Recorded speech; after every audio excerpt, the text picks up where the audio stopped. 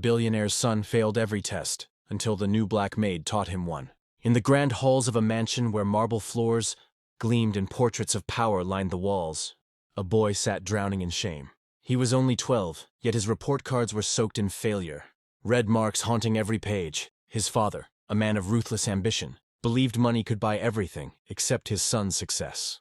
Tutors came and went, each more expensive than the last, but nothing worked. And then, almost by accident, a quiet woman in a maid's uniform stepped into his life, teaching him a lesson no amount of wealth could ever buy. Ethan, the billionaire's only son, lived a life of privilege most children could only dream of. Chauffeured to school in luxury cars, dressed in the finest clothes, his future seemed carved in gold. Yet behind the polished image was a boy struggling deeply. Dyslexia made letters dance across the page. Numbers blurred into confusion, and every test became a battlefield he lost. His father, Richard, was a man obsessed with reputation. The media celebrated him as a visionary CEO, but at home, he was cold and demanding. Each failed exam wasn't just Ethan's problem, it was, in his father's eyes, an embarrassment to the family name. The household staff whispered about Richard's temper, the way he slammed doors when test results arrived. One morning, after yet another failed report, Richard fired Ethan's private tutor in a storm of rage. "If my son can't pass, then I'll find someone who can," he barked. But weeks passed and no tutor stayed. Ethan grew quieter, retreating into himself, feeling more like a failure than ever.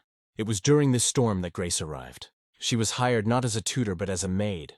Dressed in a crisp uniform, with gentle eyes and a calm presence, she seemed invisible to the family at first. She was meant to clean rooms, polish silver, and stay out of sight. Yet her sharp eyes noticed something everyone else missed. The boy's silent struggle wasn't laziness, but a cry for help. Grace had seen this before. In her community, children were often dismissed, underestimated, or abandoned when they struggled with learning. Many of them were labeled as failures, when in truth, they simply needed someone patient enough to guide them differently. Late one evening, while dusting the study, Grace noticed Ethan sitting alone at the large mahogany desk, tears pooling on his papers. His father's footsteps had thundered through the hall earlier, leaving the boy trembling. She approached carefully. "Do you need help?" she asked softly. Ethan shook his head, ashamed. But Grace sat beside him anyway. She studied his paper. The problem wasn't that he didn't try. It was that he saw the words and numbers in a way others didn't. Instead of lecturing, Grace used small tricks. She drew shapes and stories around numbers, turned words into rhythms and songs. Slowly, the boy's eyes lit with understanding. For the first time, he smiled at a page instead of fearing it. Night after night, while the house was quiet, Grace sat with Ethan. They practiced in whispers, away from his father's stern gaze. She taught him resilience, that mistakes weren't failures, but stepping stones. Where every tutor demanded results, Grace gave him patience. Where his father saw shame, she saw potential. But change never comes quietly. Richard soon grew suspicious. He noticed Ethan spending hours in the study and demanded answers. One evening, he stormed in to find his son and the maid huddled over books, his face twisted in fury. "You're a maid, not a teacher," he roared, pulling Ethan away. "How dare you meddle in my son's education?" The staff froze in silence, but Grace stood her ground. "With respect, sir, your son doesn't need more tutors. He needs someone to believe in him." Her words cut deep. Richard, blinded by pride and prejudice, dismissed her instantly. "Pack your things. You're fired." Ethan watched helplessly as Grace left that night, her kind smile lingering like a fading light. He thought it was the end. But sometimes lessons stay long after the teacher is gone. Weeks later came the final exam results. Richard waited with folded arms, prepared for disappointment. Ethan walked into the dining hall, clutching his report card. His hands shook, but his eyes carried a new fire. He placed the paper on the table. Richard snatched it, scanning quickly, then froze. For the first time, Ethan had passed. Not just one subject, but several. There were still struggles, still imperfections, but it was undeniable. Progress had been made. "How?" Richard demanded, his voice sharp with disbelief. Ethan lifted his chin.